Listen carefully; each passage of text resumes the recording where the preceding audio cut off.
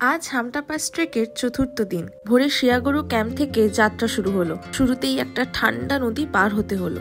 বরফ গলার ঠান্ডা জলের স্রোত, সে যেন এক অদ্ভুত অভিজ্ঞতা। তারপর নামতে নামতে পাহাড়ের রং বদলে গেল, সাদা বরফ থেকে ধূসর পাথর আর রুক্ষ সূক্ষ্ম উপত্যকায়। পথে ছোট ঝর্ণা আর পাথরের ট্রেল পার হয়ে আমরা পৌঁছলাম ছাত্রতে, প্রায় 11,700 ফুট। একটু বিশ্রাম নিয়ে আর লাঞ্চ করে আমরা গাড়ি করে রওনা দিলাম চন্দ্রতালের পথে। রাস্তা ছিল অফ রোড আর অনেক বাঁক, কিন্তু প্রতিটি মোড়ে নতুন দৃশ্য চোখে পড়ছিল। অবশেষে পৌঁছালাম চন্দ্রতাল লেকে। প্রায় 14,100 ফুট উচ্চতায় এই লেককে বলা হয় মুন লেক।